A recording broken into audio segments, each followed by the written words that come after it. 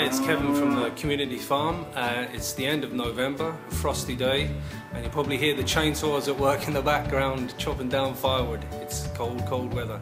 We've got plenty of onions in store for this time of the year. The thing is, they really do need to be eaten up. So what we're going to do is we're going to hold off on the leeks. They'll keep growing over winter and get bigger, and we'll get to eat up all of the onions before we start on the leeks. Okay, so this is the garlic. We're getting to the end of it now. It wasn't very good this year. It was a very cold and damp year.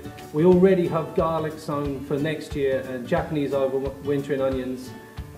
So hopefully we'll get a better crop this year. It's on a better piece of soil. These are Jerusalem artichokes. They're members of the sunflower family. The sugars in it are acceptable for diabetics. You can eat them raw, or you can parboil them and roast them, or you can make soup out of them.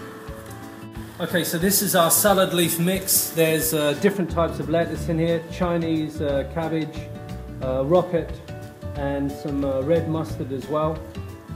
And then this is what we would call a Mizuna mix. This is loads of young mustards, rockets, Japanese salad crops, and yeah, this is total green mix for salads. And then there's baby beetroots. These are going quite well at the moment. There's quite a few of those, so eat those up.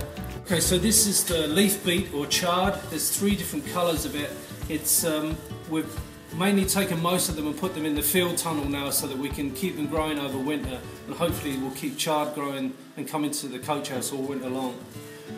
These are 2 of the kales that we have, the curly kale and the Tosco de Nero, which is the black Tuscan kale. Kind of the best way to cook these is to pull it on the stem a bit like that, put your hand on it and just pull it through like that. That way the kind of sinewy stalk gets left and you just end up with eating the kale, the leaf itself. Yeah, we've got 2 types of Swedes, which they call turnips in Ireland to make things even more complicated. These are the Marion Swedes, and these are Tipperary turnips. It's about the first time we know that Tipperary turnips have been growing back in Tipperary.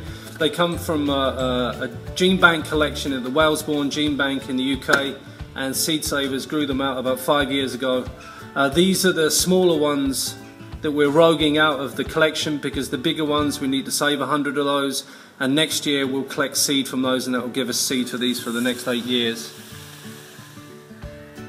Okay, so on to cabbages. We have the sauerkraut coleslaw cabbage, the white ones, and the red drumheads, the purple cabbages, and they're great if you slice them really finely, soak them in, or just put salt on them overnight to draw out any of the moisture, and then put them in a jam jar with vinegar. That makes great pickled red cabbage.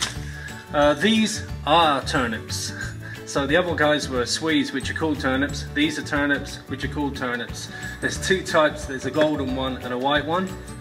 And then these are the parsnips. They're rather small, but there's plenty of them, and like everything else here, it's all organically grown, so you don't even need to have to peel it. Just scrub them, parboil them, and then roast them, and they're really, really sweet. So these are the carrots. There's small ones and big ones. These have actually been dug up, and with a ton or so of these in storage. Again, you know, not everything is big. Some of them are smaller than others, and as they say, we only grow them to fit the size of our mouths. Okay, so the spuds, there's 2 types we have here at the moment. These are the roosters. They're fairly small because in between the frost and the blight taking them out, they produce plenty of tubers, but they have no resistance to the blight. So the blight knocked them out, but the tubers are still good. Again, you don't need to peel these. You can just soak them, scrub them, and then either boil them or roast them. All the vitamin C is below the level of the skin. These are Hungarian varieties, Sarpomyra.